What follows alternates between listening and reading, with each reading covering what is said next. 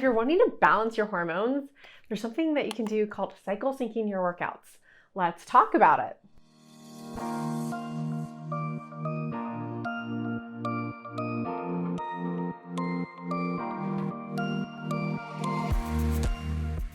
I love being so in tune with your cycle and where you're at in your cycle. And we've talked about food here on YouTube and other places as well, but I really want to talk more into your workouts and using your period and certain times of your cycle to do certain types of movement and really leaning into what your hormonal shift is. Because whether we like it or not, our cycle changes literally week to week. We're kind of in a different part of our cycle, starting with like our bleed and then the rest of our follicular phase, which is the first half of the cycle, and then going into the ovulation phase, and then going into your luteal phase, and then prepping for your bleed. Hands down, like a roller coaster.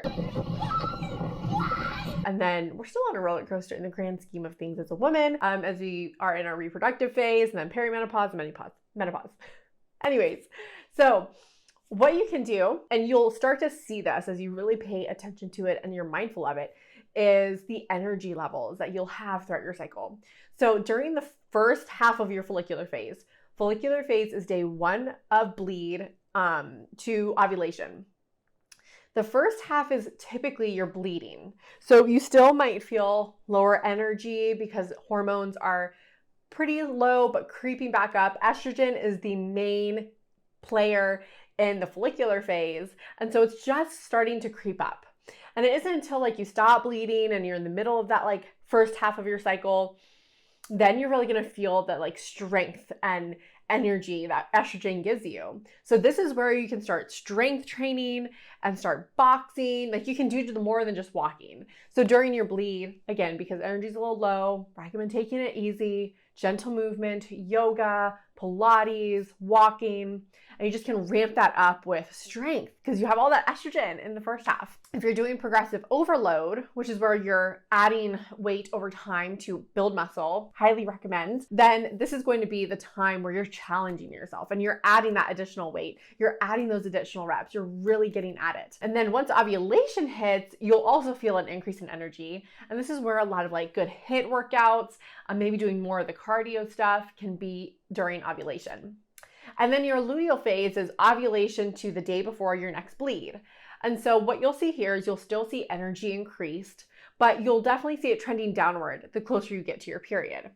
So somewhere in like my first half of the luteal phase, like after I've ovulated, I'll still be prioritizing strength training and doing some cardio, but with strength training, I'm not challenging myself like I was in the first half of your cycle, where I'm adding more weight and I'm doing more reps and I'm really going at it. I'll start to like go back a little bit, maybe just do body weight, light extra weight, but definitely by no means am I trying to hit PRs at this time. And then like the week before your period, you'll definitely see your energy shift downward because both estrogen and progesterone are going down.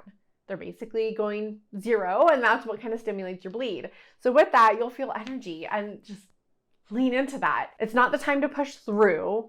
It's a time to lean back, listen, focus in on the gentle movement again, walking, Pilates, yoga, swimming, things like that. You don't need to be pushing through. And I think that's really common in the society nowadays of like feeling the need to push through, even though your hormones are telling you a different story. So that's a little bit of how you can cycle sync your workouts. Obviously, you still got to take some individual preference there. It's totally okay if you are not a huge fan of cardio during ovulation with the increased energy. Maybe you're just continuing that progressive overload. So there's still some personalization, but really leaning into those hormonal shifts and where your energy is taking you and utilizing your cycle as your superpower. So if you have any questions, leave them in the comments below. I love talking about cycle syncing like food and exercise, so this video is much needed. As we live in a society today that thinks that all of our hormones are all the same all throughout the month, and that it's not true. And so it's very normal if you're seeing a shift in your exercise, a shift in your creativity, your work mode, the way you socialize out and about. It's okay to feel introverted when you're about to start your period and during your bleed, and more extroverted during ovulation. This is all normal, and we need to normalize that throughout the month, things are different, we're different, we feel different, and that's A-okay.